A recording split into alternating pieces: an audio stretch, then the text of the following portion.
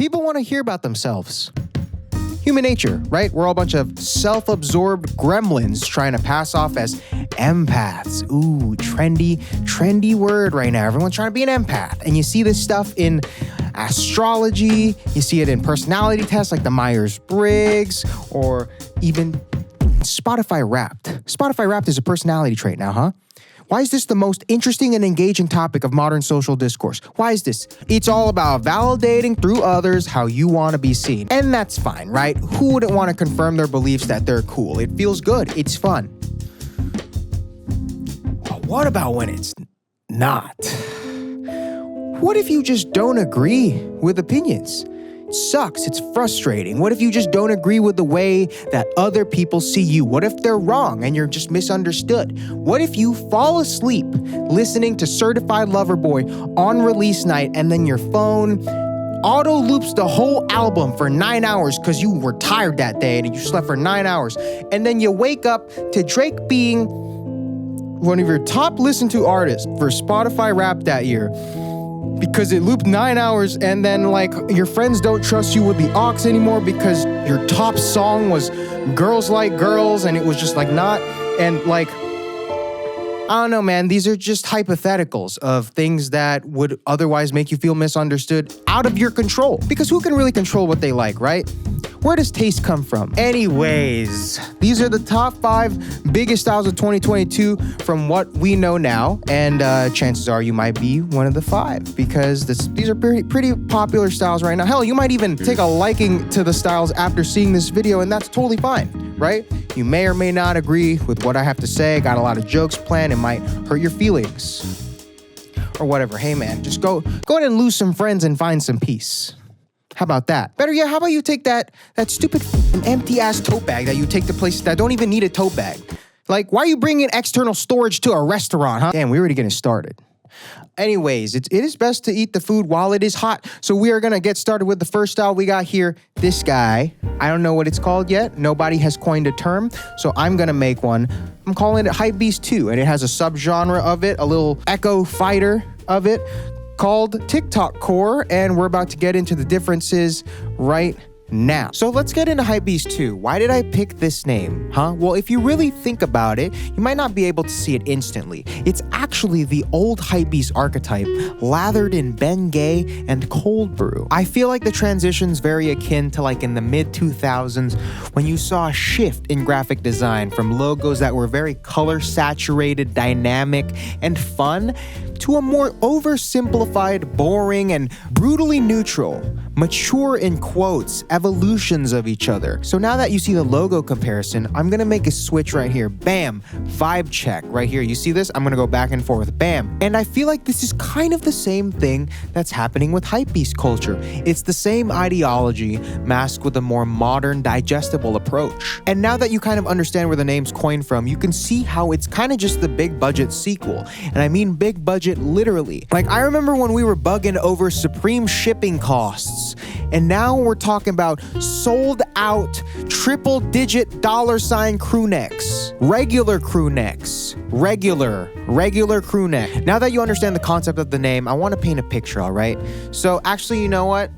Let's paint a vibe, and I'm gonna use the universal vibe language of an Instagram carousel post. The more slides you have is like the more pages you have in a book, and the more you can articulate. So let's start with the first pick, right? First pick, gotta be a fit pick. Doesn't matter if you took it in the mirror, doesn't matter if your friend took it of you on the street, it's indifferent. It's like choosing the difference between beige and taupe. Like, we get it. Show me your earth tone hoodie or your straight fit pants, just get to the point, buddy. Second pick, outfit grid. Deconstruct that vibe right now. Put it on the floor like it's the first day of school, like, except that we can see your hard work this time, so be nice about it, all right? Third pick, scenic pick. Optimally a sunset pick. It's the captures the best vibe. It's like you took a time machine back to summer 16. Big city vibes, because big things are coming your way, buddy. Fourth pick, something that will go inside of your body. Food and drinks. I want to see what you're drinking. I want to see that cold. Is that a cold brew? Is that a cold brew? Fifth pick, music. Show off your immaculate taste. Don't pick this up. Really easy to fuck this up. Now for arguably one of the most important parts, coming up with a creative caption to kind of tie everything together, all right? So let's work on this together. All right, city vibes. Oh no, it's too basic. It's too easy. It's too easy, it's predictable. All right, I got one. Oh, right in their face, right in front of their face. Photo dump. Man, it's like hiding in plain sight. Nah, it's so easy though. It's so easy. People have done this before. P emoji. Hodo dumb. P emoji. Perfect. Push and P. Push and P. F me, man. Who knows a guy like this? Amy Leon Dore. Amy Leon Dore. Interesting. All right, guys, you don't have to be embarrassed. We've all been here, right? You no longer have to go up here and type in, I don't know, like guns or some shit so that you could flood your search history so that it doesn't show that you shamefully searched up the pronunciation of this brand. We've all been here, all right? Amy Leon Dore. Yeah, no fucking shot. I still say this wrong. All right, now moving on to the next big style 2022, we got post-minimalism right here. And the first thing that comes to mind when I see this guy is he smells good. There's just no way he doesn't smell good. Like, maybe not even that he smells good, but there's just no way that he smells bad. And even though it's not my style, I would like to smell good. And that is why I would like to thank the sponsor of this video, Scentbird, for making me smell good even though I look like the bottom of a Diet Coke.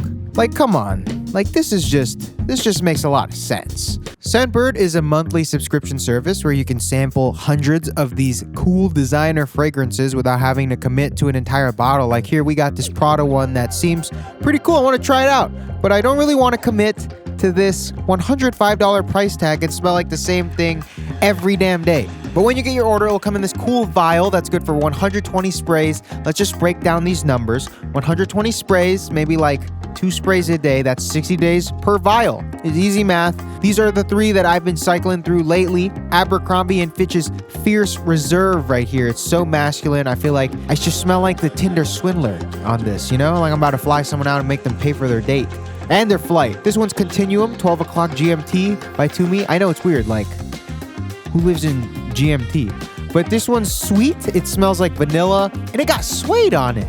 Tell me another cologne that got suede on it. And lastly, my personal favorite and also my daily that I've been using is Raw Spirits Winter Oak. Kind of a sleeper.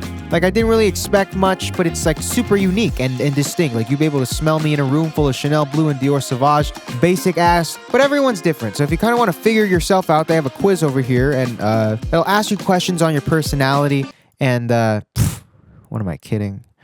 Yeah, you can kind of like figure out which one you want. Then after you answer all the questions, it'll kind of figure out what your personality is. And bam, of course, you know what? This makes a lot of sense. I'm not even going to trip. And yep, this will be for next month. I'm just going to add it to the queue. And bam, that's really all you need to do. Or you can go to this thing and sort by highest, which is what I usually do anyways. But go sign up and use code FRUGAL4 at checkout. You'll get 55% off your order. And that's like the highest it's ever been, I think. So go capitalize on that deal. I'm pretty sure it brings your order down to $9 a month, so that's like nothing. So go sign up for Scentbird now. Everything's in the description. 55% off. It's kind of crazy. Frugal 4. Go get Scentbird. So post-minimalism. What's with all these names, huh? Well, my idea here is that when post is used in a context of naming a music genre, for example, it's kind of when a sound evolves and subverts from its original format, blending in different elements and different styles. And I feel like the word post kind of works here, as this style kind of has the backbone of traditional minimalism, or whatever that means, but adding new different style cues that might subvert it from true minimal form. Okay, so these fits right here. Take a good distance away from your phone or your computer, wherever you're watching this on, and go ahead and squint, right? They're almost the same thing. It's just kind of the added details that change it. You're not basic, you're just spicy basic. You're eggshell. But like minimalism, I feel like this style really makes the most out of versatility in a wardrobe and kind of just capitalizes on the modularity of each piece rather than everything being a bunch of one-pump chumps, you know? Example, like personally, I don't think I've ever seen a piece of fabric get more life than Daniel Simmons' New York Yankees hat, right?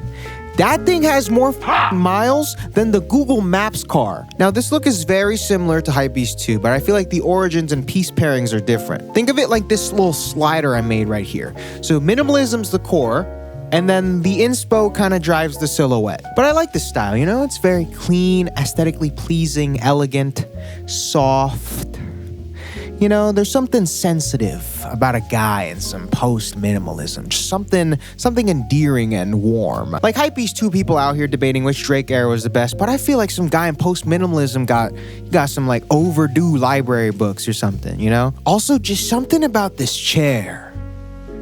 Yeah, something about that chair just kind of fits the vibe. I don't know what it is. You've seen this chair. Something about this goddamn chair. But with fashion post-pandemic kind of eliminating logo media from the meta, it's really nice to see these styles that kind of carry a heavy influence in silhouette and piece pairing take a big surge in popularity. And I really think the future of fashion lies in this big picture fit building as opposed to centerpiece styling. It's just more interesting that way. And post-minimalism kind of does a great job at making that simple yet dynamic. It's like minimalism with a cool skin.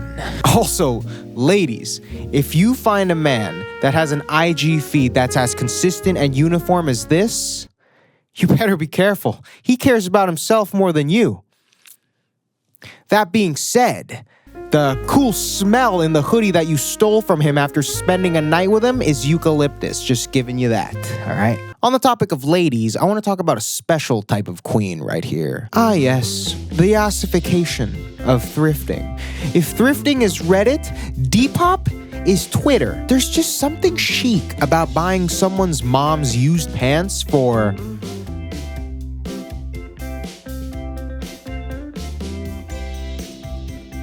back to what I said about fashion kind of going away from brands and becoming more and more about the modularity of your wardrobe and pieces inside of it. I feel like Depop Core really pushes that agenda for both men and women. Now, you could always argue, right? Aren't all clothes modular? Isn't that the whole point of building an outfit? All food can be ingredients, but you're not going to be able to start a restaurant with just junk food in your pantry.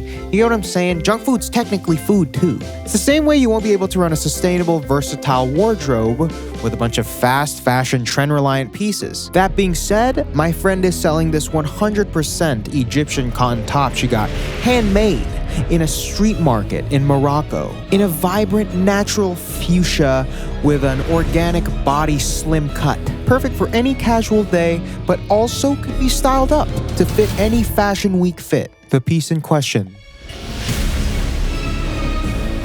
Oh, you thought that was hot? Wait till you see the price. Just something about making men pay.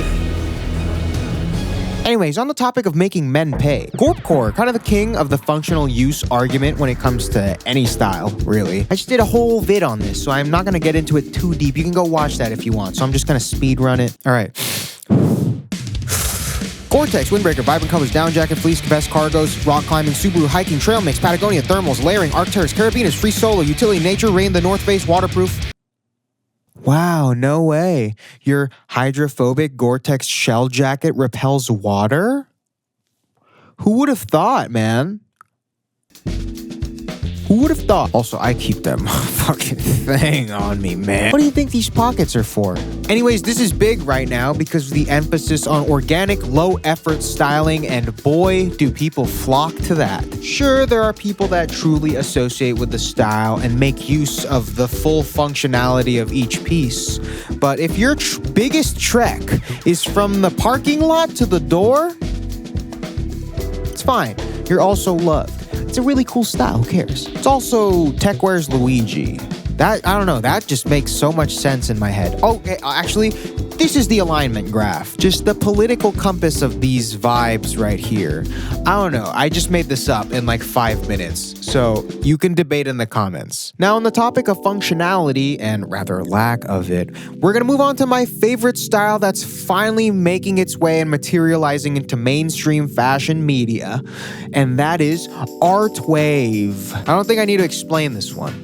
Makes sense, right? Art Wave is like the final boss, like level 99, like tier 3 sub of fashion because it's the ultimate form of expression. Like for other styles, it might be easy to copy fits and steal ideas and whatnot, but that's fine, you know? Fashion is inherently based on copying, whether it be intentional or not. Just how it is, it happens. But for Art Wave, the magic comes from your own personal perspective and also execution, right? It's like cosplaying, but you're cosplaying a vibe instead of like a person.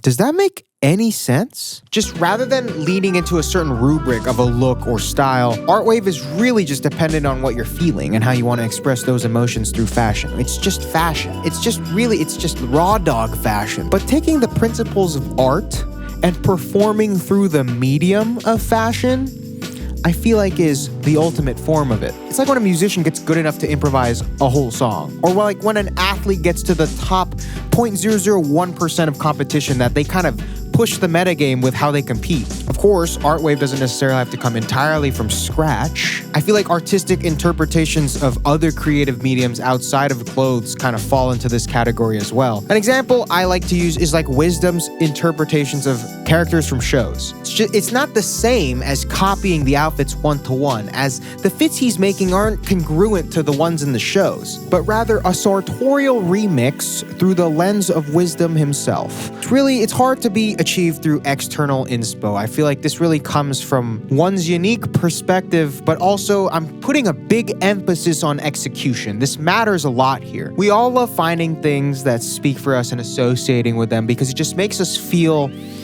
in place. Just gives us affirmation for our identity, like we belong somewhere. But having the ability to create this vision on your own is what fashion is really about.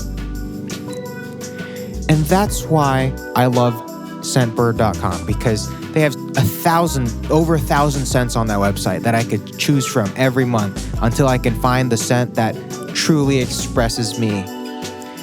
You know, thank you to Scentbird for sponsoring this video. Thanks for watching the video. Hopefully you're one of these guys. If not, then figure it out. I don't know. Maybe I'll make a new one. No, I won't make a new one. Jesus, I've made 4 of these. I'm streaming twitch.tv/Vans at the Met Gala Monday, Wednesday, Friday, 9 p.m. EST, late around there. And we have fun on there. A lot of exclusive content that you're never going to see here. And also, we're just hanging out. New podcast comes out 2/22/2022, 2:22 p.m. EST. Yes, you heard that right. 2/22/2022, 2:22 p.m. EST Season 2 comes out. So go follow, subscribe, and get on that, man.